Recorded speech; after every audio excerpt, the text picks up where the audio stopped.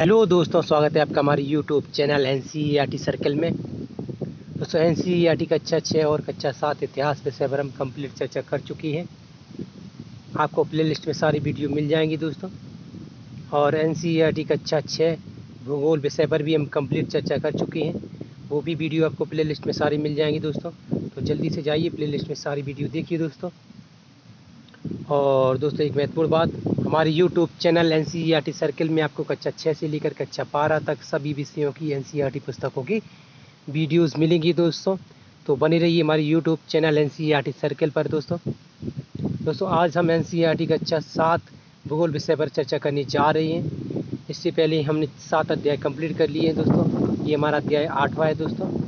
तो शुरू करते हैं दोस्तों। मानव पर्यावरण अन्योन्क्रिया उष्णकटिबंधीय एवं उपोष्ण प्रदेश। ठीक है दोस्तों, तो इनके बारे में हमें पढ़ना है दोस्तों। ठीक है, आगे देखते हैं क्या कह रहे हैं। रेणुका बहुत उत्साहित थी। उसके चाचा श्रीकांत लगभग 4 महीने के बाद आज घर में थे, मतलब घर पर आए होंगे। ठीक है, 4 महीने बाद। ठीक है दोस्तों, रेणुका कोई बच्ची, उसके बारे में बताया जा रहा है। ठीक है, वह एक वन्य जीव फोटोग्राफर थे दोस्तों। जो रेणुका के चाचा हैं वो वन्य जीव फोटोग्राफर हैं। ठीक है दोस्तों, वाइल्ड लाइफ फोटोग्राफर। ठीक है दोस्तों, तथा बहुत यात्रा करती हैं दोस्तों। ठीक है, तो उसके चाचा बहुत यात्रा करते हैं। किसी बच्ची के बारे में चर्चा की जा रही है यहाँ पे। ठीक है, बहुत छोटी उम्र से ही रेणुका की रुचि वन्य जीव एवं वनों में थी। जब उसके चाचा ने प्रकृति संबंधी पुस्तकों से उसका परिचय कराया, तो आगे कह रहे हैं, दूरस्थ भूस्थल एवं वहाँ रहने वाले लोगों की तस्वीरें उसे हमेशा आकर्षित करती थी दोस्तों। तो जो रेणुका बच्ची है, उसके चाचा ने उसको वन्य जीव, मतलब उन अन्य चीज़ों से, प्रकृति की जो चीज़ें हैं उनसे परिचित कराया। प्राकृतिक फोटो वगैरह दिखाए, प्राकृतिक वातावरण से परिचित कराया दोस्तों। तो रेणुका भी उन चीज़ों की ओर आकर्षित हुई। ठीक है दोस्तों, बोल रहे हैं। और उसका बचपन में भी थोड़ा लगाव होगा उन चीज़ों से। ठीक है, होते हैं बच्चे बहुत से उत्सुक होते हैं। ठीक है, आगे कह रहे हैं कि हाँ, यहाँ तक हो गया था। ठीक है, तो ये देखिए, मतलब ये चित्र है दोस्तों। बोल रहे हैं कि दूसरी जगह पर जो लोग रहते हैं उसके बारे में रेणुका को जानकारी लेने में बहुत मतलब अच्छा लगता था। ठीक है दोस्तों, ये बातें हो गई। आगे क्या कह रहे हैं कि ये देखिए, अन्य देशों के लोगों के चित्र हैं। ठीक है दोस्तों, विश्व के विभिन्न भागों के निवासी। देखिए, ये आप अनुमान लगा सकते हैं ये किस क्षेत्र से बिलोंग करते होंगे। ये देखिए, है ना, ये देखिए, ये देखिए, है ना। हाँ, अन्य प्रकार के लोग हैं यहाँ पे। ठीक है, आगे देखिए, रेणुका, इन तस्वीरों में तुम विश्व के विभिन्न भागों के लोगों को देख सकती हो, उसके चाचा ने पूछा होगा। ठीक है, इनमें कुछ शुष्क रेगिस्तान से हैं, कुछ बर्फीले प्रदेशों से हैं, कुछ गर्म नम वर्षा वनों से हैं। वे मुझसे कितना अलग दिखती हैं, रेणुका के चाचा ने पूछा। रेणुका के चाचा बोल रहे हैं, कुछ बर्फीले प्रदेशों से हैं, कुछ शुष्क रेगिस्तानों से हैं, कुछ गर्म नम वर्षा वनों से हैं दोस्तों। लोग उसके चाचा बता रहे हैं उसे। ठीक है, वे मुझसे कितना अलग हैं, उसके चाचा ने पूछा। ये जो चित्र में, ये फोटो में जो लोग दिख रहे हैं, ये मुझसे किस प्रकार अलग है, उसके चाचा ने रेणुका से क्वेश्चन किया। ठीक है, आगे कह रहे हैं, रेणुका ने कहा, वे देखने में भले ही अलग हों, लेकिन उनकी भोजन, कपड़ा एवं मकान जैसी जीवन की मूल्य आवश्यकताएं हमारी समान ही हैं। रेणुका बोल रही है चाचा से कि वो अलग होंगे, शकल सूरत में अलग होंगी, उनका मतलब भाषा बोली सब अलग होगा, संस्कृतियाँ अलग होंगी, लेकिन उनकी खाने पीने की जो चीज़ें हैं, रहने की जो आवास हैं, वो लगभग हमारी जैसी ही होंगी। ठीक है, मतलब लगभग, पूरी तरह से नहीं कह सकते। ठीक है, आगे कह रहे हैं कि श्रीकांत चाचा ने कहा, उनके बच्चे भी शायद तुम्हारी ही तरह खेलते हैं, कभी झगड़ते हैं, फिर समझौता कर लेते हैं, गाते हैं, नाचते हैं एवं घरेलू कार्यों में अपने जीवन परिवार की मदद भी करते हैं। ठीक है दोस्तों, तो वो उसके चाचा बोल रहे हैं, वो उनके बच्चे भी ऐसे ही होते हैं तुम्हारे जैसे। ठीक है, वे प्रकृति के करीब रहती हैं। ठीक है, प्रकृति के करीब दोस्तों हर इंसान रहना चाहता है, लेकिन बशर्ते उसकी जो उसका क्षेत्र है वो प्रकृति से किस प्रकार भिन्न है, या अलग है या दूर है, उसके ऊपर डिपेंड करता है। ठीक है, प्राकृतिक वातावरण में सबको ही अच्छा लगता है। ठीक है, आगे कह रहे हैं कि वे मछलियाँ पकड़ना एवं वनों में सामग्री एकत्रित करना भी सीख जाते हैं दोस्तों। कौन? तो वनों के आसपास जो रहते हैं वो, शहरों के लोग, शहरों से आवश्यकताएं पूरी करते हैं ना, है ना। आगे कह रहे हैं कि ये देखिए, क्या आप जानते हैं, इसको पहले जब पढ़ लेना जरूरी है। जब स्पेन के अन्वेषकों ने इस नदी की खोज की, तब सिर पर सुरक्षा कवच, हेड गियर एवं घास के स्कर्ट पहनने कुछ स्थानीय निवासियों ने उन पर आक्रमण किया था दोस्तों। इन आक्रमणकारियों ने उन्हें प्राचीन रोमन साम्राज्य की अमेजोन्स नामक महिला योद्धा की आक्रामक समूह की याद दिला दी। इस प्रकार वहाँ का नाम अमेजन पड़ा। दोस्तों ये बोल रहे हैं कि जो स्पेन के लोगों ने जब किसको सर्च किया था, तो अमेजोन के जो जंगलों में गई थी वो, तो उनके बारे में बता रहे हैं। तो ये सुरक्षा कवच जो सर पर लगाए रहते थे वो लोग घास का बनाकर, तो उनके बारे में बात चल रही। तो अमेजोन के लोगों के बारे में बात चल रही जब स्पेन के लोग वहाँ गए थे, है ना, खोज वगैरह करने, तब। ठीक है, तो कह रहे हैं कि जो इस आक्रमणकारियों ने उन्हें प्राचीन रोमन साम्राज्य के अमेजोन नामक महिला योद्धा से की आक्रमण समूह की याद दिला दी थी। तो मैं अमेजोन में जो महिला जो योद्धा थी दोस्तों, अमेजोन का मतलब क्या होता है दोस्तों, आज आप जानेंगे।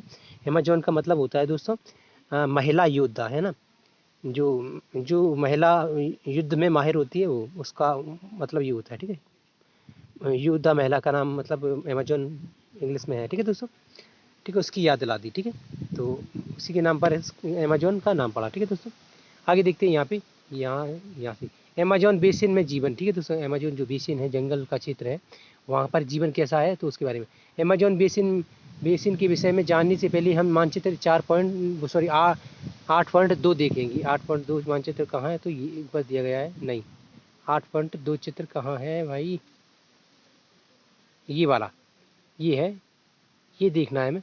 तो ये अमेजोन बेसिन है दोस्तों, यहाँ पे ये अमेजोन नदियाँ हैं दोस्तों, अमेजोन की अमेजन नदी है, उसकी सहायक नदियाँ हैं दोस्तों। ठीक है, ये पूरा बेसिन है, क्षेत्र है। ठीक है दोस्तों, ये कहाँ पड़ता है, तो दक्षिण अमेरिका में। ठीक है दोस्तों, ठीक है, ये देख लिया हमने। आगे देखते हैं क्या है। तो ध्यान दें कि उष्णकटिबंधीय प्रदेश कर्क रेखा और मकर रेखा के मध्य स्थित है। जो ठीक है दोस्तों, जो उष्णकटिबंधीय प्रदेश हैं दोस्तों, तो वो कहाँ स्थित है, तो कर्क रेखा और मकर रेखा के बीच में। ठीक है दोस्तों, आगे देखिए, भूमध्य रेखा के 10 डिग्री उत्तर से 10 डिग्री दक्षिण के मध्य के भागों को भूमध्य रेखीय प्रदेश कहती है दोस्तों। जो भूमध्य रेखा है उसके 10 डिग्री उत्तर और 10 डिग्री दक्षिण के क्षेत्र के बीच के भाग को भूमध्य रेखीय प्रदेश कहते हैं। ठीक, आप अच्छे से समझ गए होंगे दोस्तों। ठीक है, अमेजोन नदी इसी प्रदेश से होकर बहती है। जो अमेजोन रिवर है, अमेजोन नदी है दोस्तों, वो इसी क्षेत्र में बहकर मतलब बहती है दोस्तों, है ना। आगे कह रहे हैं कि ध्यान दें कि यह पश्चिम में पर्वतों से निकलकर पूर्व में अंध महासागर में कैसे पहुंचती है दोस्तों, तो बहकर पहुंचती है। ठीक है दोस्तों, ये देखिए पर्वतों से निकल रही है दोस्तों, ये देखिए यहाँ से। ठीक है, किस जगह से निकल रही है, यहाँ का, और यहाँ से निकलेगी कहीं से। ठीक है, और कहाँ गिरती है, तो अंध महासागर में। ठीक है, आगे कह रहे हैं जिस स्थान पर कोई नदी किसी अन्य जल राशि में मिलती है उसे नदी का मुहाना कहती है। कह रहे हैं कि जो नदी होती है, कोई भी नदी जिस जगह किसी अन्य समुद्री जल मार्ग से, जल स्थान से मिलती है, या मतलब जल की किसी क्षेत्र से मिल जाती है, जल की किसी भाग से मिल जाती है, जैसे समंदर है, कोई झील है। ठीक है दोस्तों, या कोई अन्य स्थान है, वहाँ उसी नदी का मुहाना कहते हैं, यानी कि नदी का अंतिम केंद्र। ठीक है दोस्तों, अंतिम स्थान भी कह सकते हैं। ठीक है, मुख्य केंद्र नहीं।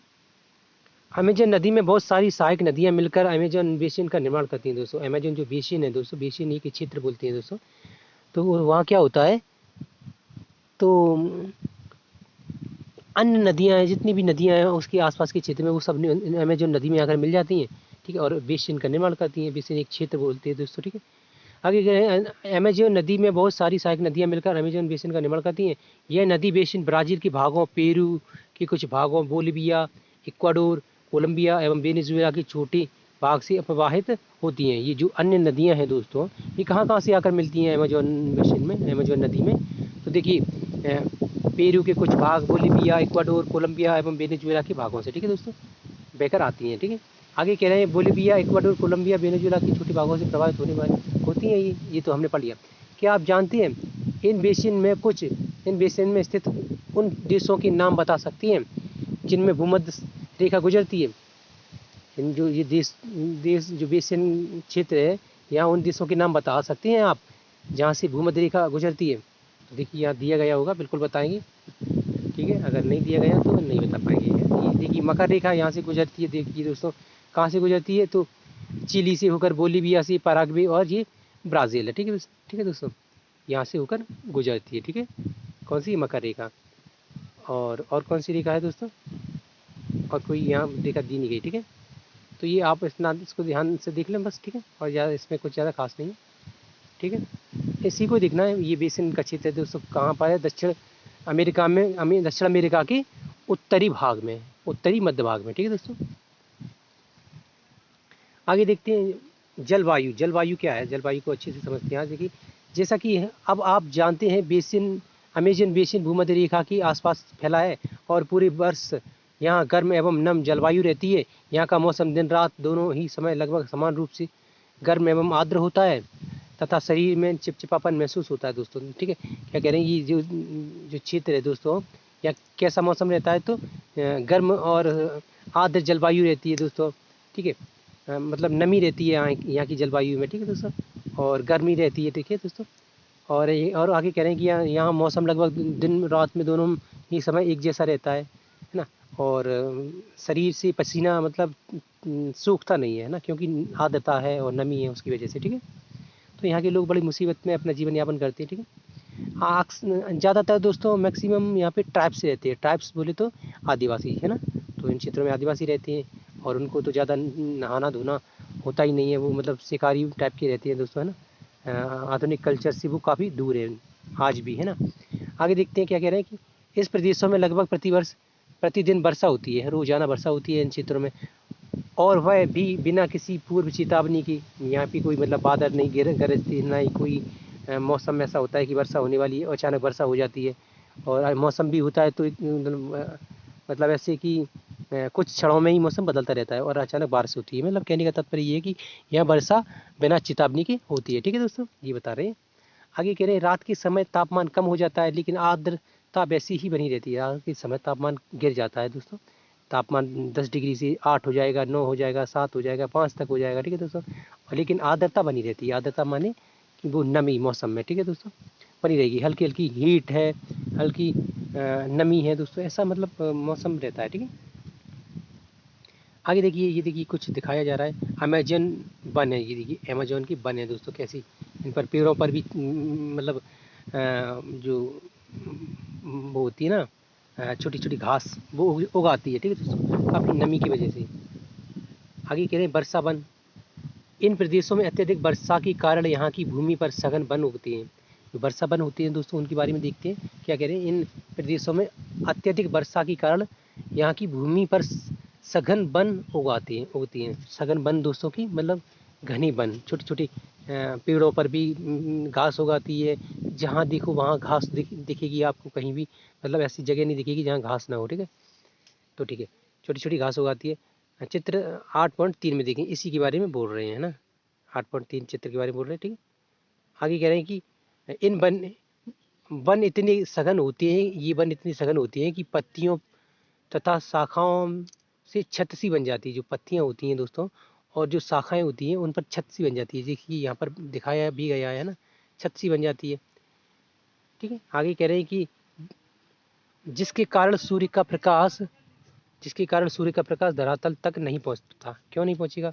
क्योंकि ये मतलब टहनियों पर भी टहनी मतलब घास वगैरह उगाती है और छत सी बन जाती है। मतलब एक बहुत ही घना मतलब वातावरण हो जाता है। ठीक है दोस्तों, इस वजह से वो जो सूर्य का प्रकाश है धरती पर नहीं पहुंचता। ठीक है दोस्तों, यहाँ की भूमि प्रकाश रहित एवं नम बनी रहती है दोस्तों, बिल्कुल बनी रहेगी कि जब सूर्य का प्रकाश ही नहीं पहुंचेगा तो भूमि नम तो रहेगी ही ना। आगे कह रहे हैं यहाँ केवल वही वनस्पति पनप सकती है जिसमें छाया में बढ़ने की क्षमता हो। वो यहाँ पर इन क्षेत्रों में वही वनस्पति उग पाती है जिसमें क्या होगा, जिसमें नमी में पनपने की क्षमता होगी। ठीक है दोस्तों, वरना सब नष्ट हो जाएगा। जिसमें छाया में बढ़ने की क्षमता हो। ठीक है, यहाँ तक होगा। वन परजीवी पौधे के रूप में यहाँ आर्किड एवं ब्रोमीलाइट पैदा होती हैं। जो आर्किड और ब्रोमीलाइट पौधा है दोस्तों, ये आपको यहाँ पर देखने को भी मिल रही होंगी। आर्किड और ब्रोमीलाइट जैसी पौधा होती है, यही यहाँ पैदा हो पाती है। क्यों? क्योंकि ये नमी में पैदा होने वाले पेड़ वो है, पादक पादक है दोस्तों, पेड़ पौधे हैं, ठीक है दोस्तों, इसलिए यही पनपते हैं यहाँ पर, ठीक है दोस्तों। आगे देखते हैं, ये पढ़ने के बाद हम यहाँ इसको पढ़ ही लेते हैं, ठीक है। वर्षा वन में प्राणी जात की प्रचुरता होती है। जो वर्षा वन होते हैं दोस्तों, यहाँ प्राणी जात यानी कि अन्य प्रकार की जो प्राणियों जीव जंतु हैं उनकी बहुत किस्में पाई जाती हैं दोस्तों, है ना। प्राणी जात की प्रचुरता पाई जाती है ना। बहुत किस्म के पेड़ जीव जंतु सूक्ष्म जीव है और छोटे मोटे कीड़े मकोड़े हैं ना, वो पाए जाते हैं, ठीक है दोस्तों, वर्षा वनों में। और वर्षा वन में जो उनके जंगल हैं ही, ठीक है दोस्तों, उनके बारे में चर्चा हो रही है। टूकन, गुंजन पक्षी, रंगीन पछती वाले पक्षी एवं भोजन के लिए बड़ी चोंच वाले विभिन्न प्रकार की पक्षी जो भारत में पाए जाने वाली सामान्य पक्षियों से भिन्न होते हैं। ऐसे पक्षियों के बारे में बता रहे हैं जो भारत में नहीं पाए जाते, ठीक है दोस्तों, वो वर्षा वन में पाए जाते हैं। भारत में कहाँ, और भी अन्य प्रदेशों में भी नहीं पाई जाती, ये वर्षा वनों में ही पाए जाते हैं, ठीक है। आगे कह रहे हैं कि यहाँ पाए जाते हैं, ठीक है। ये हो गए प्राणियों में बंदर, स्लॉथ एवं चींटी खाने वाले टैपीर भी यहाँ पाए जाते हैं, ठीक है दोस्तों, चींटियाँ खाने वाले भी टैपीर, ठीक है दोस्तों।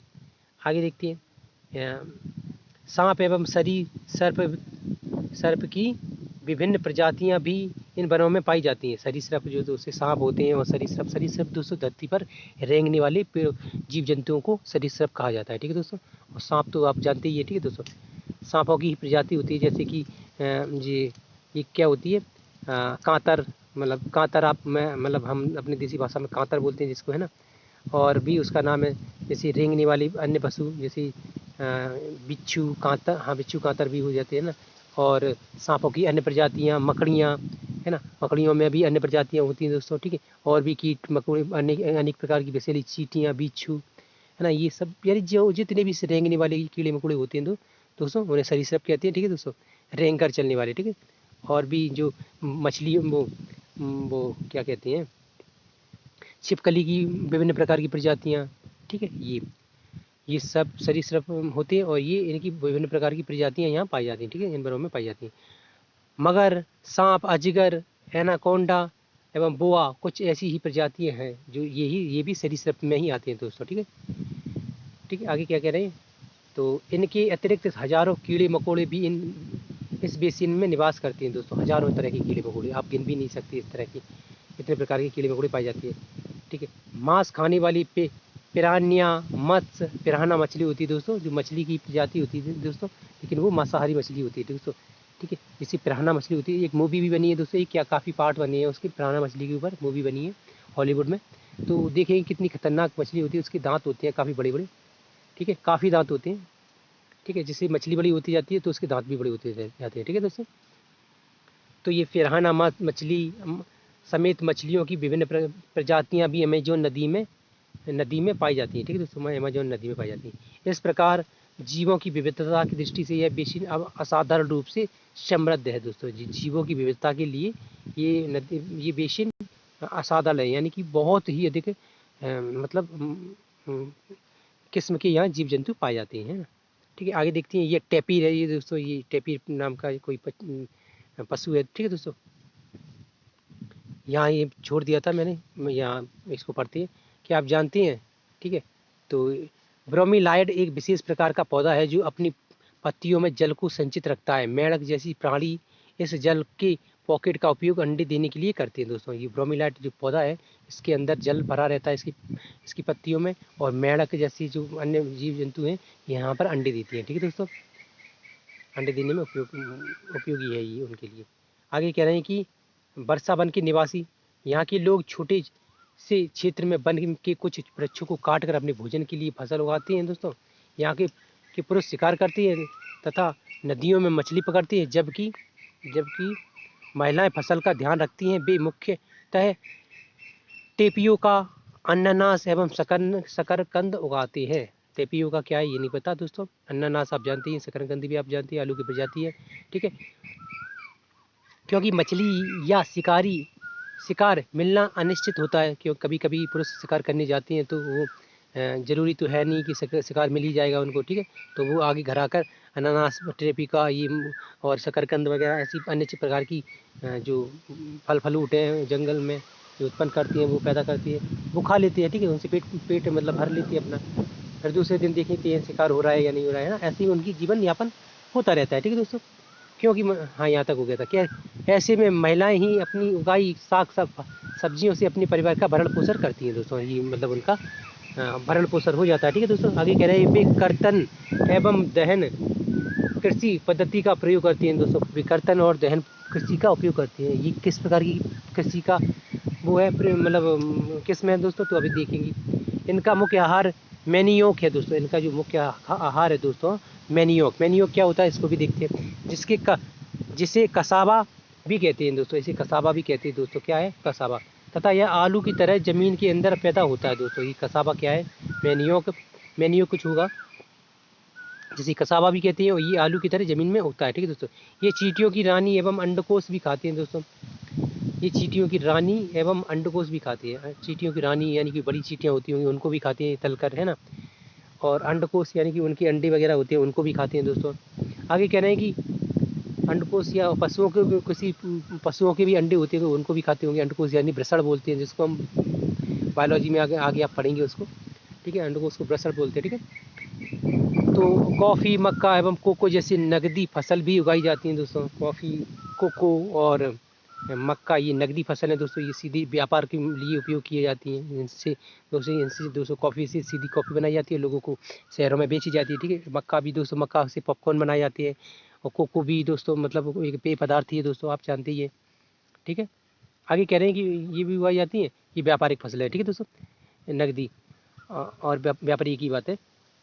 वर्षावन अत्यधिक मात्रा में घरों के लिए लकड़ी प्रदान करती हैं दोस्तों। वर्षावन जो दोस्तों हैं वन होती है, वो अत्यधिक मात्रा में घरों के लिए लकड़ी प्रदान करती हैं।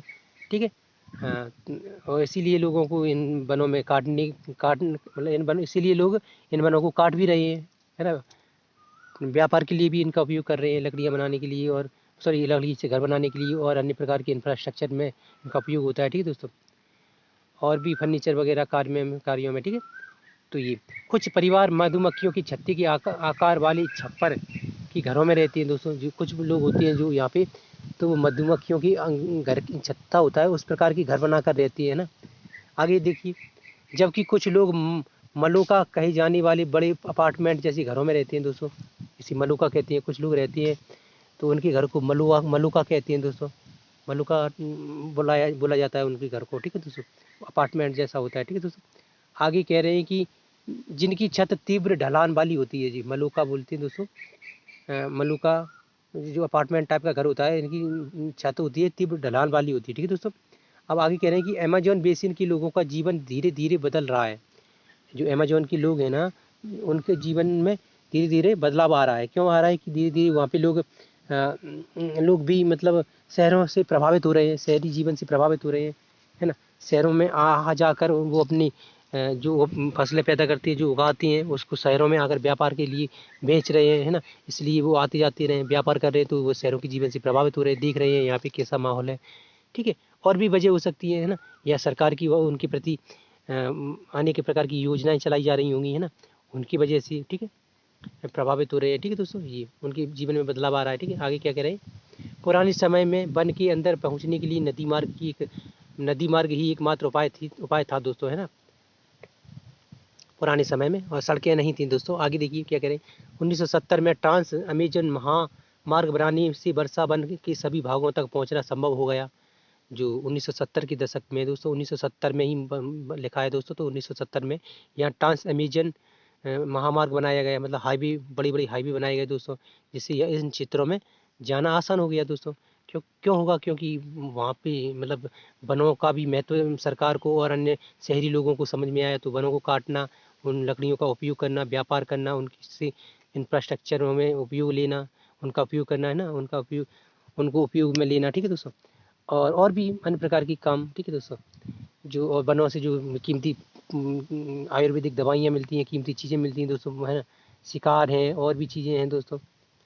तो उनकी वजह से यहाँ पे हाईवे वगैरह बिछाए गए दोस्तों, ताकि यहाँ पे आवागमन, ट्रांसपोर्ट और यहाँ जो वनों से जो कुछ भी प्राप्त हो रहा है उसको मतलब उपयोग करने में लेना। ठीक है, और भी आप कुछ सोच सकते हैं क्यों मतलब ये हाईवे बिछाई गई होंगी। ठीक है दोस्तों, आगे कह रहे हैं कि अमेजन स्थानों तक पहुँचने के लिए हवाई जहाज़ों एवं हेलीकॉप्टरों का उपयोग किया जाता है। बिल्कुल किया जाता होगा। बहुत सी आज भी बहुत सी समय स्थान, आज की में समय में भी बहुत सी अमेज़न के जंगलों में ऐसे स्थान है जहाँ पहुँचना लगभग मुश्किल है दोस्तों। मुश्किल कहें या लगभग नामुमकिन कहें, ठीक है दोस्तों, एक ही बात है। मुश्किल थोड़ा मतलब ऐसा हो जाता है कि ये काम किया जा सकता है, मुश्किल नामुमकिन ऐसा हो जाता है कि उस काम को किया ही नहीं जा सकता है ना। आप इतना फ़र्क है। मुश्किल भी है कोई कोई जगह पे पहुंचना मुश्किल है, कोई किसी किसी जगह पर पहुंचना नामुमकिन है ना। वैसे नामुमकिन में आजकल इंसानों के लिए कुछ बचा नहीं है, लेकिन फिर भी कुछ जगह ऐसी हैं आज भी वहाँ पहुँचना नामुमकिन है, ठीक है। इसलिए मैंने ये शब्द का उपयोग किया दोस्तों, ठीक है। आगे यहाँ कह रहे हैं कि इस प्रक्रिया के फलस्वरूप वहाँ के मूल आदिवासी को उस क्षेत्र से बाहर निकाल कर नए क्षेत्रों में बसना पड़ा, जहाँ भी अपनी पौराणिक तरीके से खेती करते रहे, ठीक है। इसी वजह से जहाँ जब हाईवे वगैरह बिछाए गए दोस्तों, और वो प्रभावित हुए शहरी जीवन से, या उनको प्रभावित किया गया है ना, तो वो अपने उन क्षेत्रों में से पलायन कर कर दूसरे स्थानों पर आए, और वो अपनी संस्कृति को भूले नहीं, अपनी संस्कृति के तौर तरीकों को वो यहाँ पर भी दोहरा रहे हैं, और वो खेती बाड़ी उसी तरीके से कर रहे हैं दोस्तों, है ना। आज भी कर रहे हैं ना, देखने को मिलता है कभी कभी दोस्तों। आप किसी डिस्कवरी जैसी न्यू नेशनल जियोग्राफी जैसे चैनलों पर देख भी सकते हैं ना, उनके बारे में मतलब काफ़ी अच्छी जो डॉक्यूमेंट्री बनाई जाती है, ठीक है। तो आप देख भी सकते हैं क्या हो रहा है उनके साथ। विकास की गतिविधियों के कारण विकास की गतिविधियों के कारण जैविक विविधता वाले वर्षा वन धीरे धीरे नष्ट हो रहे हैं दोस्तों। विकास की गतिविधियों के कारण जो जैविक गतिविधियों वाले वर्षा वन हैं दोस्तों, वो नष्ट हो रहे हैं। नष्ट क्यों होंगे? क्योंकि विकास हो रहा है दोस्तों। विकास होगा वहाँ दोस्तों, पेड़ पौधे काटे जाएंगी, है ना, सड़कें बिछाई जाएंगी दोस्तों, और इंफ्रास्ट्रक्चर की मतलब होगा, हम फैक्ट्रियाँ खोली जाएंगी दोस्तों, है ना, मानव बस्तियाँ बनेंगी दोस्तों। तो क्या होगा? तो वर्षा वन धीरे धीरे नष्ट होंगी ना, और मानव अपनी आवश्यकता की पूर्ति के लिए वनों को काट रहा है ना। बहुत सी आवश्यकताएं हैं जो वनों पर निर्भर है मानव की, आधुनिक मानव की, ठीक है दोस्तों। तो ये हो रहा है। ऐसा अनुमान है कि प्रति वर्ष अमेजन बेसिन की वर्षा वन का बड़ा भाग लुप्त होता जा रहा है दोस्तों। प्रति वर्ष लाखों करोड़ों टन लकड़ियाँ काटी जाती हैं दोस्तों, वृक्ष काटी जाती हैं दोस्तों।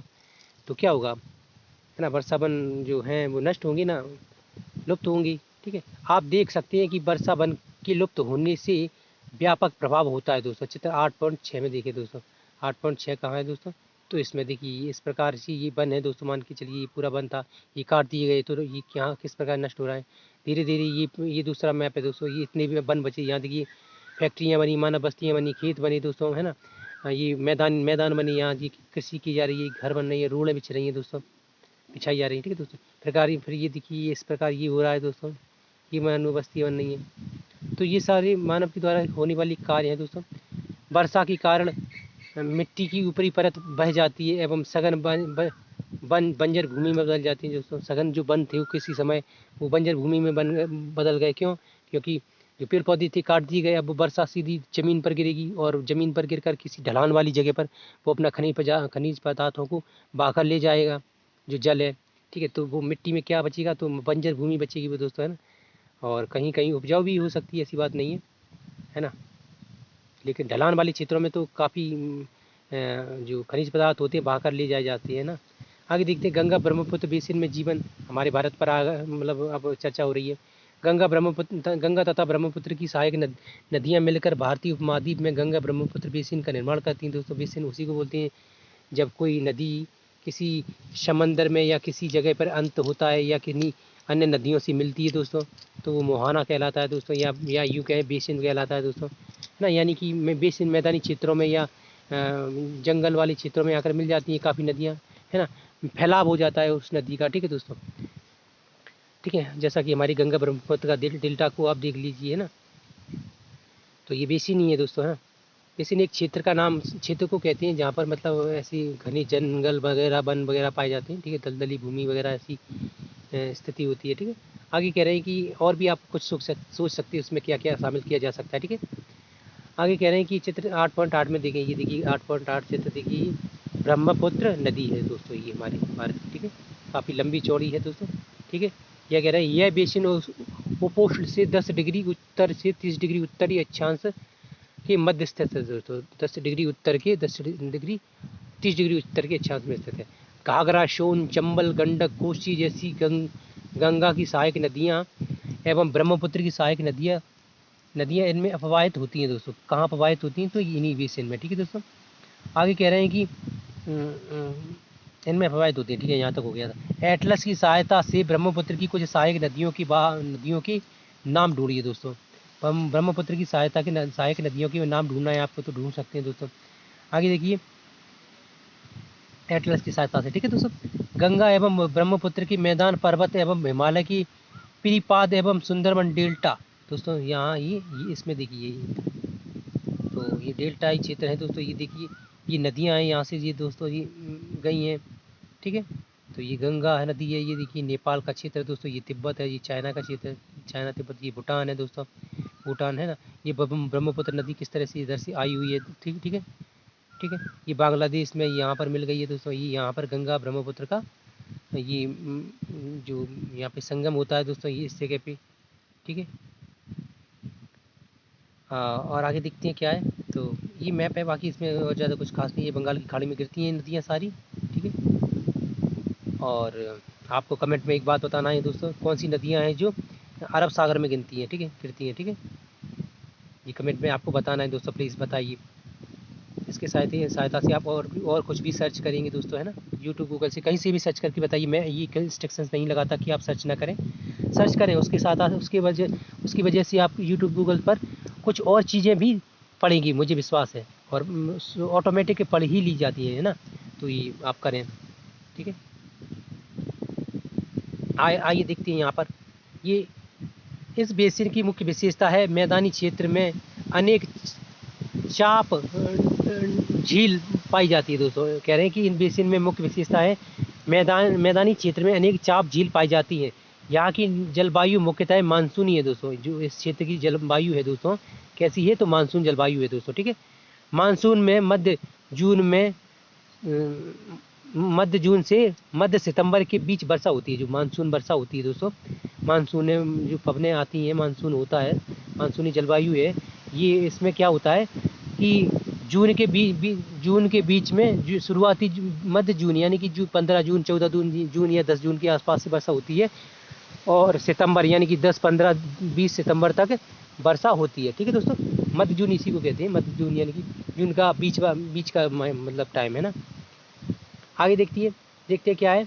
तो ग्रीष्म ऋतु में गर्मी एवं शीत ऋतु उसमें ठंड पड़ती है, ठीक है दोस्तों। भारत का मानचित्र देखिए, भारत का मानचित्र हमने देख लिया, और कोई आप देख सकते हैं तो वो उसको भी देखिए। अगर आपके पास दोस्तों एटलस है तो बहुत अच्छी बात है, ठीक है। उन राज्यों के नाम बताइए जहाँ गंगा ब्रह्मपुत्र बेसिन स्थित है दोस्तों। तो उन राज्यों को बताना है। तो दोस्तों ये पश्चिम बंगाल का क्षेत्र है दोस्तों। कुछ ये क्षेत्र भी है दोस्तों, जैसे कि आप इसमें मैप में दिख ही रही है। ये देखिए, पश्चिम बंगाल का क्षेत्र है दोस्तों। ये बांग्लादेश का भी क्षेत्र है दोस्तों। ये ब्रह्मपुत्र का, ठीक है। ये देखिए पश्चिम बंगाल का क्षेत्र है, ये यहाँ पर बांग्लादेश का भी क्षेत्र है। तो दोस्तों यहाँ पे भी मिलती है दोस्तों, ठीक है। कौन कौन सी नदी मिलती है आप ये कमेंट में बताएं दोस्तों, ठीक है। आगे यहाँ क्या कह रहे हैं कि बेसिन क्षेत्र यहाँ पर हो चुका था। हाँ, यहाँ पर थी हम। बेसिन क्षेत्र में विभिन्न प्रकार की स्थलाकृतियाँ हैं। जनसंख्या के विवरण में पर्यावरण की मुख्य प्रमुख भूमिका होती है। तीव्र ढाल वाले पर्वतीय क्षेत्र बसने के लिए प्रतिकूल हैं। तीव्र ढाल वाले पर्वतीय क्षेत्र होते हैं, तो कम लोग रहते हैं यहाँ पर, ठीक है। बसने के लिए प्रतिकूल है। तीव्र ढाल वाले द्वारा देखते हैं, तीव्र ढाल वाले पर्वतीय क्षेत्र बसने के लिए प्रतिकूल है, ठीक है। यहाँ पर लोग रहना थोड़ा सजग महसूस नहीं करते, अच्छा महसूस नहीं करते, यहाँ पे दिक्कतें पैदा होती हैं उनके लिए, ठीक है। आगे कह रहे हैं, अतः गंगा ब्रह्मपुत्र बेसिन की पर्वतीय क्षेत्र में कम लोग रहते हैं दोस्तों, है। पर्वतीय गंगा और ब्रह्मपुत्र के जो बेसिन क्षेत्र हैं दोस्तों, जो पर्वतीय क्षेत्र हैं, कुछ ढाल होती हैं, पर्वतीय क्षेत्र मतलब जगह होती हैं वहाँ पर भी, तो यहाँ लोग रहना कम पसंद करते हैं ना, कम लोग रहते हैं। मानव प्रवास के लिए मैदानी क्षेत्र सबसे उपयुक्त होते हैं दोस्तों। जो मानव के रहने के लिए जो सबसे अच्छी जगह मानी जाती है तो वो मैदानी क्षेत्र, ठीक है दोस्तों। अक्सर मैदानी क्षेत्रों में ही लोग अधिक रहते हैं, है ना, और मानव की घनी बस्तियाँ भी पाई जाती हैं इन क्षेत्रों में। अतः यहाँ जनसंख्या घनत्व अधिक होता है दोस्तों। कहाँ पर? तो मैदानी क्षेत्रों में, ठीक है दोस्तों। आगे कह रहे हैं कि यहाँ की मिट्टी उपजाऊ भी होती है दोस्तों। यहाँ की जो मैदानी क्षेत्रों की मिट्टी भी उपजाऊ होती है, ठीक है।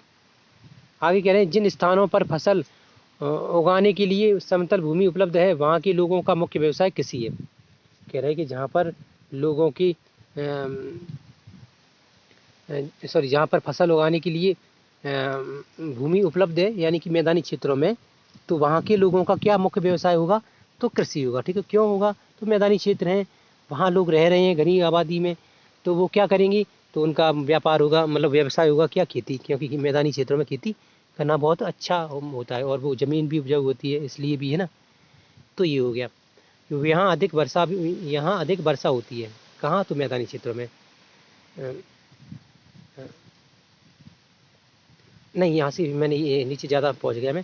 धान यहाँ की मुख्य फसल होती है, कहाँ की, तो जो मैदानी क्षेत्रों की। ठीक है, तो चित्र 8.9 में देखिए, 8.9 कहीं है यहाँ ऊपर, नहीं ऊपर नहीं, नीचे ही होगा, 8.9। ये देखिए यहाँ की धान की खेती यहाँ मुख्य फसल है। ठीक है दोस्तों, ये देखिए चित्र 8.9 है।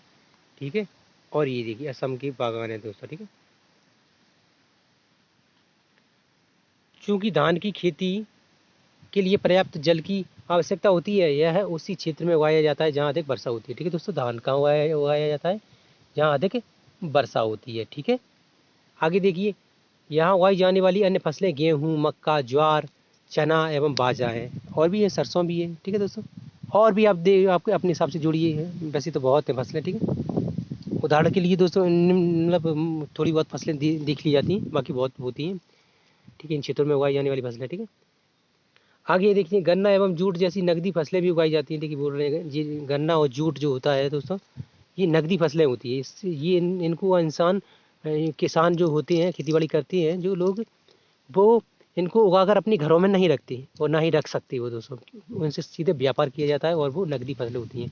क्योंकि गन्ना अगर उगाकर अगर किसान अपने घर में रखेगा तो क्या करेगा, कुछ समय बाद सड़ जाएगा, गन्ना बेकार हो जाएगा, सूख जाएगा, है ना। और इसलिए उनको व्यापार किया जाता है, उनका लोग मतलब व्यापार करते हैं, उनसे गन्ने का शहरों में लाकर खेत उसका जूस निकालती हैं। ठीक है, उन खेतों से व्यापार करते हैं सीधा डायरेक्ट काट काट कर। ठीक है, और शहरों में आकर उनका लोग जूस निकालती है, चीनी बनाई जाती है दोस्तों, गुड़ बनाया जाता है। ठीक है दोस्तों, और भी चीज़ें बनाई जाती हैं। ठीक है दोस्तों, आप देख सकते हैं क्या क्या बनाया जाता है गन्ने से। ठीक है, ठीक है, उसके बाद जूट भी है, जूट से क्या क्या बनाया जाता है दोस्तों। ठीक है, बोरी बनाई जाती है, और भी खेती बाड़ी के जो अन्य प्रकार की मतलब जो सामान है वो बनाई जाती है। हाँ, अन्य प्रकार के सामान का तात्पर्य ये नहीं है दोस्तों कि उपकरण नहीं, मतलब घरों में उपयोग की जाने वाली चीज़ें बनाई जाती है। ठीक है दोस्तों, जूट का और भी महत्व है दोस्तों, आप यूट्यूब गूगल से देख सकते हैं।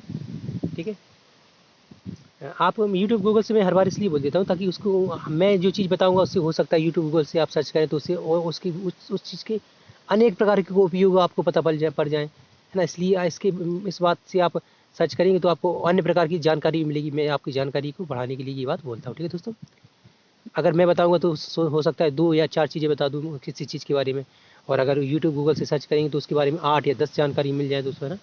तो ये होता है मेरी कहने की वजह आपको अधिक से अधिक चीज़ों को सर्च करने की ओर है। ठीक है दोस्तों, ठीक है, आगे कह रहे हैं कि नकदी फसलें उगाई जाती हैं मैदान में, कुछ क्षेत्रों में केले की बागान भी देखे जाते हैं। केले भी दोस्तों, केला भी एक नकदी फसल है दोस्तों। ठीक है, इसका भी लोग व्यापार करते हैं, इसका उगाते हैं, फिर डायरेक्ट मार्केट में बेचते हैं। मार्केट में लोग घर पर हर घर मतलब हर एक इंसान अपने घर पर 2, 4, 6 किलो मतलब ले जाता है खाने पीने के लिए, और ये रोज़ उपयोग में की जाने वाली चीज़ें दोस्तों। ऐसा नहीं होता इसको स्टोर करके रख सकते हैं, नहीं। जैसे अनाज, सरसों, गेहूँ, बाजरा, है ना, चना, मटर, इसको स्टोर करके रखा जा सकता है। लेकिन ये मतलब गेहूँ, ये क्या है, ये क्या क्या है, यहाँ पे गन्ना है, जूट है, केला है, और भी फसलें हैं, ये चाय वगैरह, इसको स्टोर नहीं कर सकते हैं। आगे देखते हैं, कह रहे हैं बागान, पश्चिम बंगाल एवं आसाम की चाय की बागान मिलती है दोस्तों। पश्चिम बंगाल और आसाम में चाय की बागान मिलती है, ये भी नकदी फसल है दोस्तों, है ना। चित्र 8.10 में देखें दोस्तों, ये देखिए चाय की बागान है दोस्तों। ठीक है, ये महिलाएं मतलब तोड़ रही हैं। ठीक है, और इसको फिर मतलब मार्केट में उसको भेजा जाएगा। ठीक है, आगे कह रहे हैं कि बिहार एवं आसाम के कुछ भागों में सिल्क की कीड़ी का संवर्धन कर सिल्क का उपयोग उत्पादन किया जाता है। तो कहाँ, बिहार और आसाम के क्षेत्रों में। ठीक है दोस्तों, तो सिल्क का उपयोग किया जाता है। आगे कह रहे हैं कि मंद ढलान वाले पर्वतों एवं पहाड़ों पर वेदिकाओं में फसलें उगाई जाती हैं। वेदिकाएँ दोस्तों क्या होता है, तो नालियाँ रूपी बनाई जाती है, छोटे छोटे खेत होते हैं, वहाँ पर फसलें उगाई जाती हैं। कहाँ पर, तो ढलान वाले क्षेत्रों में दोस्तों, है ना। तो वेदिकाएँ उसी ही कहते हैं दोस्तों। जैसे आपने देखा होगा किसी किसी पहाड़ी क्षेत्रों में दोस्तों किस प्रकार छोटी छोटी खेत बनाई जाती है, क्यारियाँ बोलते हैं जिसको, है ना, अपने देसी भाषा में। ठीक है, तो ये हो गया। आगे देखिए, विभिन्न भू आकृतियों के अनुसार वनस्पति में भी विविधता पाई जाती है। विभिन्न भू आकृतियों के अनुसार जिस विभिन्न प्रकार की भू आकृति, यानी कि जो धरती की भू संरचना होती है उसके अनुसार वनस्पति भी विभिन्न प्रकार की पाई जाती है। ठीक है, गंगा ब्रह्मपुत्र के मैदानों में सागवान, साखू एवं पीपल के साथ उष्ण कटिबंधीय पर्वतीय क्षेत्र भी पेड़ भी पाए जाते हैं। आगे कह रहे हैं ब्रह्मपुत्र के मैदानी क्षेत्रों में घनी बांस के घनी झुरमुट भी पाए जाती है। ठीक है दोस्तों, आगे कह रहे हैं डेल्टा क्षेत्र मैंग्रोव वन से घिरा है दोस्तों। जो डेल्टा क्षेत्र है दोस्तों वो मैंग्रोव वनों से घिरा हुआ है दोस्तों। ठीक है, उत्तराखंड, सिक्किम एवं अरुणाचल प्रदेश की ठंडी जलवायु एवं तीव्र ढाल वाले भागों में चीड़, देवदार एवं फर जैसी शंकुधारी पेड़ पाए जाती हैं दोस्तों। कहाँ पर पाए जाते हैं? उत्तराखंड, सिक्किम एवं अरुणाचल प्रदेश में। ठीक है दोस्तों, तीव्र ढलान वाले क्षेत्र हैं तो यहाँ पे फर, चीड़, देवदार जैसी शंकुधारी वृक्ष पाए जाते हैं, है ना। आगे देखिए क्या कह रहे हैं कि ये वाला बेसिन में विभिन्न प्रकार की वन्यजीव पाई जाती हैं। तो जो बेसिन क्या है दोस्तों, जो बेसिन जो अमेजोन की बेसिन के बारे में बता रहे थे, और उसी प्रकार हमारे यहाँ पे भी बेसिन है, गंगा ब्रह्मपुत्र का जो बेसिन है वहाँ पर भी अन्य प्रकार के जीव जंतु पाए जाते हैं ना, छोटे बड़े हर तरह की। इसमें हाथी, बाघ, हिरण एवं बंदर आदि सामान्य रूप से पाई जाती है। ये हमारे भारत की बात चल रही है ना, तो यहाँ पे बता रहे हैं हाथी, बाघ, हिरण, बंदर, है ना, वन्य जीव पाए जाते हैं, अन्य प्रकार के वन्य जीव। ठीक है दोस्तों, एवं सिंग वाला गैंडा ब्रह्मपुत्र की मैदानों में पाया जाता है। जो सिंग वाला गैंडा है दोस्तों, ये ब्रह्मपुत्र की मैदानों में पाया जाता है। ठीक है, आगे कह रहे हैं चित्र 8.11 दिखे हैं दोस्तों। ठीक है, ये देखिए 8.11 है दोस्तों। इसके सींग है दोस्तों यहाँ पे, ये गोल घेरे में। ठीक है, एक सिंगी वाला गेड़ा है दोस्तों। ये देखिए ये मगर है दोस्तों, ये ठीक है, सफ़ेद वाला मगर है। ठीक है दोस्तों, ये देखिए वेदिका कृषि है दोस्तों। ये वेदिका कृषि ऐसी मैंने बताई थी दोस्तों ना, ऐसी छोटी छोटी क्यारियाँ बनाई जाती हैं। ये क्यारियाँ हैं, इसमें दूर से चित्र लिया गया है, इसलिए ये लाइनें दिख रही हैं, वरना ये क्यारियाँ होंगी छोटी छोटी। ठीक है, ये हो गया। आगे देखिए यहाँ कुछ छोटा है क्या, हाँ, डेल्टा क्षेत्रों में बंगाल टाइगर, मगर एवं घड़ियाल पाए जाते हैं। जो डेल्टा क्षेत्र है ये मैंने देख ही लिया हम लोगों ने। 8.12 है। नदी के पास जल, झील एवं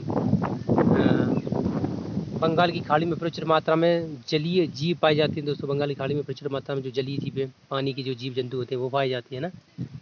आगे कह रहे हैं रोहू, कतला एवं हिल्सा मछलियों की सबसे लोकप्रिय प्रजाति हैं दोस्तों। जो रोहू, कतला और जो हिल्सा मछलियाँ हैं दोस्तों, आपने नाम भी नहीं सुना होगा, आज आप नाम सुन रहे हैं दोस्तों। ये अगर सुना है अच्छी बात है दोस्तों।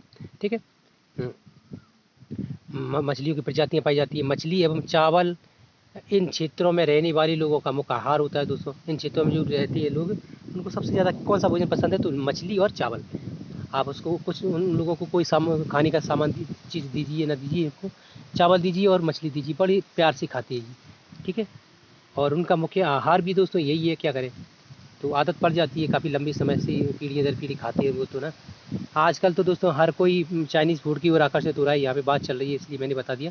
चाइनीज़ फूड दोस्तों हमारी देश में ये कल्चरल अटैक हो रहा है ना, चाइनीज़ के द्वारा दोस्तों। हर व्यक्ति, आज बच्चा भी जो पैदा होता है 2-4 साल का होने के बाद दोस्तों, वो भी चाइनीज़ फूड को मतलब पसंद कर रहा है। बूढ़े पुराने लोग भी पसंद कर रहे हैं, युवा वर्ग भी पसंद कर रहा है, महिलाएं, लड़कियां, जो हर मतलब A to Z हमारे देश में लगभग हर कोई चाइनीज़ फूड को पसंद कर रहा है। क्यों कर रहा है दोस्तों? ये मतलब एक तो जल्दी बन जाती है ना, और दूसरा ये खाने में, पचाने में आसान होती है दोस्तों। इनका मतलब ये सस्ते भी होते हैं, ऐसा भी है दोस्तों, है ना। लेकिन दोस्तों ये हमारे देश की संस्कृति, हमारे देश के खान पान पर ये अटैक हो रहा है दोस्तों, है ना। कल्चरल अटैक बोलते हैं जिसको। ठीक है दोस्तों, सांस्कृतिक प्रहार दोस्तों, है ना। धीरे धीरे हम मतलब उनकी संस्कृति, अपनी संस्कृति को भूल रहे हैं और उनकी संस्कृति को अपना रहे हैं दोस्तों। हमारे देश में अपनी खुद की संस्कृति कहाँ बची है दोस्तों? आजकल देखें तो बहुत ही कम बची है, जो कुछ रूरल क्षेत्रों में बची है, जो है ना। अर्बन एरियाओं में दोस्तों आज भी लोग मतलब संस्कृति को भूलते जा रहे हैं, और वो ऐसा समझते हैं कि मान के चलिए कोई है ही नहीं दोस्तों, है ना। आगे कह रहे हैं कि आप जानते हैं वेदिकाओं का निर्माण खड़ी ढलानों पर समतल सतह कर कृषि करने के लिए होता है। ढलान को इसलिए हटाया जाता है कि जल का प्रभाव तीव्र न हो। ये देखिए ये क्या है, वेदिका कृषि है दोस्तों। ये ढलानों पर की जाने वाली खेती है है ना। आगे देखिए क्या कह रहे हैं, झील का साधन एक केस अध्ययन स्टडी करते हैं दोस्तों। ठीक है दोस्तों, इसको देखते हैं अभी। ये देख लें पहले। क्या क्या आप जानते हैं गंगा एवं ब्रह्मपुत्र नदी के अलवड़ जल में एक प्रकार की डॉल्फिन पाई जाती है जिसे स्थानीय भाषा में सुसु अथवा अंधी डॉल्फिन कहा जाता है। तो इसको क्या कहते हैं, डॉल्फिन को सुसु या अंधी डॉल्फिन। ठीक है दोस्तों, सुसु की उपस्थिति से जल की शुद्धता का पता चलता है। यदि कुछ किसी स्थान पर दोस्तों ये डॉल्फिन है दोस्तों, तो आप पता लगा सकते हैं कि वो जल शुद्ध है, तो वो जल शुद्ध माना जाता है। ठीक है दोस्तों। आगे कह रहे हैं रसायन शुद्ध। ठीक है, रसायन की अत्यधिक मात्रा वाले गैर औपचारिक औद्योगिक एवं शहरी गंदगी इन प्रजातियों को नष्ट कर देती है। किसको, तो ये सुसु डॉल्फिन को नष्ट कर देती है। ठीक है दोस्तों, तो जो औद्योगिक जो क्षेत्र होते हैं वहाँ से जो नदियों नालों के माध्यम से जो केमिकल रसायन बहकर जो जलाशयों में या समंदर के क्षेत्रों में आता है, तो वो केमिकल जो रसायन होता है दोस्तों, वो इन जो डॉल्फिनों को नष्ट कर देता है, यानी इन डॉल्फिनों के लिए वो हानिकारक होता है, उनको अंधा कर देता है। ठीक है दोस्तों, अंधा नहीं, सॉरी, यहाँ तो अंधा तो इसका नाम ही है दोस्तों। उनके लिए उनको मार देता है, उनके लिए खतरनाक घातक सिद्ध होता है। ठीक है दोस्तों, आप समझ गए होंगे क्या कह रहे हैं।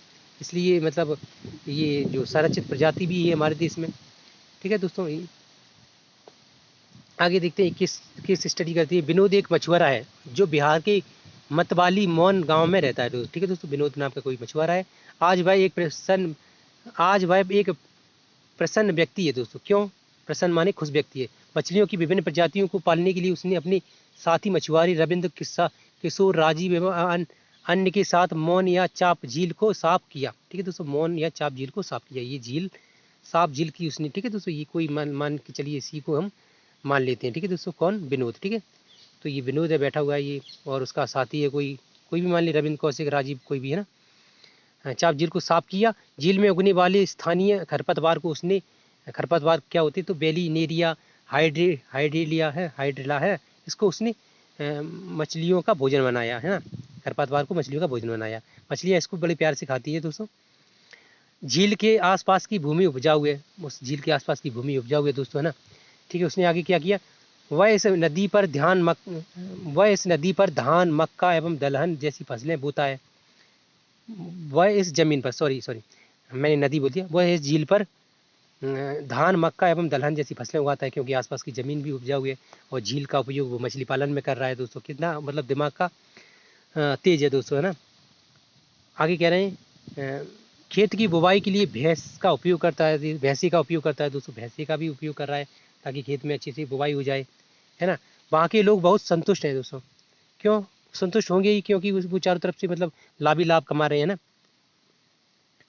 हाँ, ये देखिए डॉल्फिन है दोस्तों, है ना। ये अंधी डॉल्फिन होती है, अंधी नहीं होती दोस्तों, हो सकती भी है, मैंने इसकी आंखें नहीं देखी है ना, सॉरी। तो ये आगे देखते हैं, नदी में पकड़ने खाने एवं बेचने के लिए काफ़ी मछलियाँ हैं, जिन्हें पकड़कर वो आसपास के शहरों में बेचता है। शहरी लोग जो होते हैं ना, मछलियों को खाते हैं, व्यापार के मतलब उनका व्यापार होता है ना।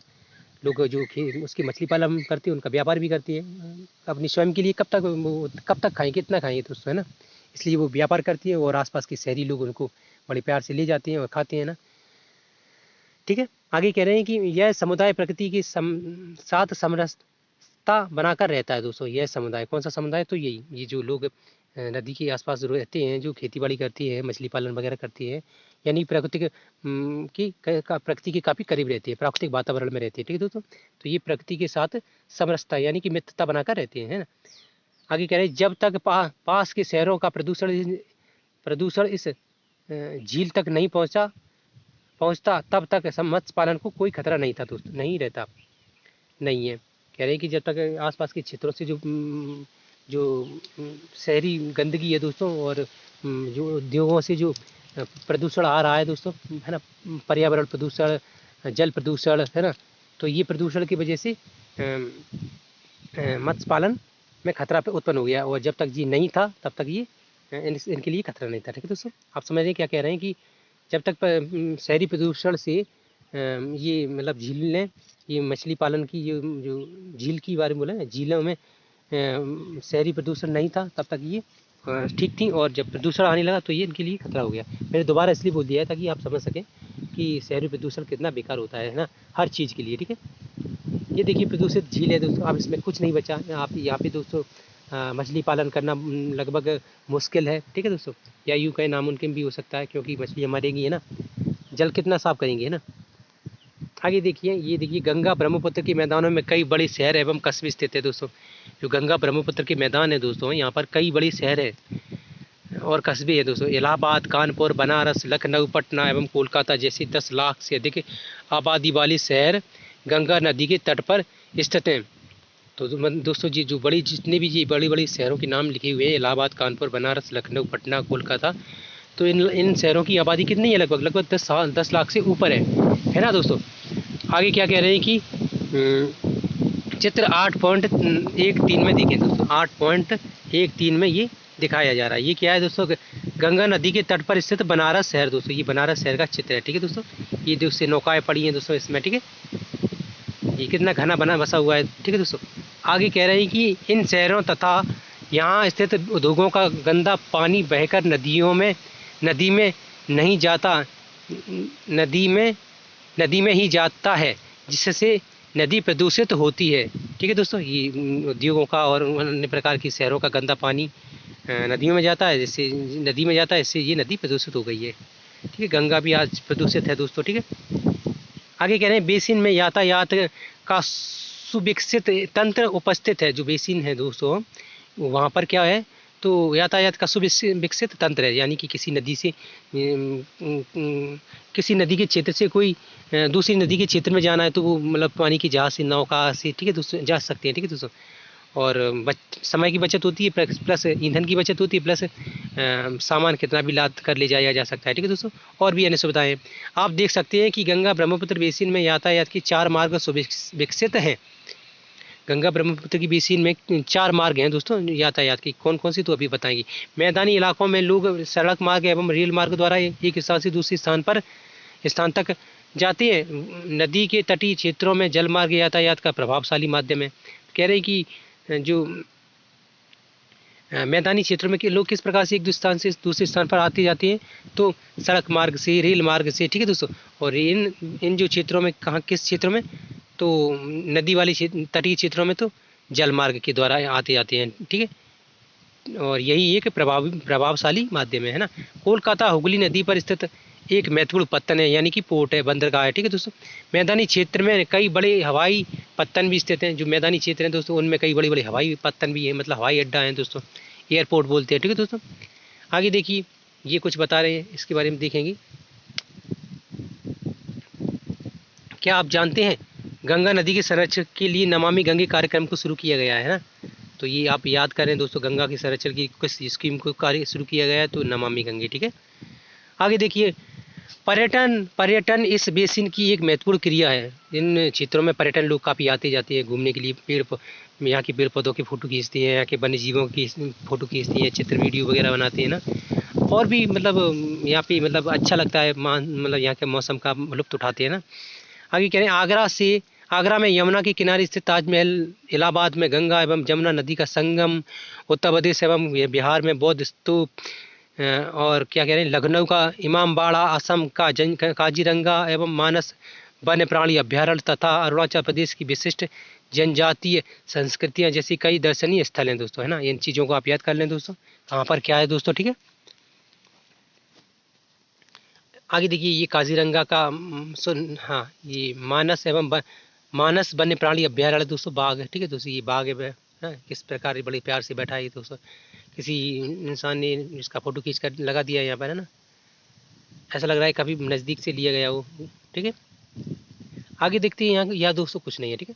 ये कक्षा 7 के छात्रों के लिए महत्वपूर्ण क्वेश्चन है, वो उनकी परीक्षा में आती है ना, ठीक है। ये उनके टीचरों द्वारा उनके क्वेश्चन आंसर लिखाई जाएंगी, फिर वो अपनी परीक्षा में ये इनके आंसर लिख देकर पास होंगे, है ना। और फिर वो अगली कक्षा में आएंगे, ठीक है दोस्तों। तो ये आगे कुछ नहीं है, ठीक दोस्तों, ठीक है दोस्तों। तो दोस्तों, वीडियो पूरी देखने के लिए धन्यवाद दोस्तों।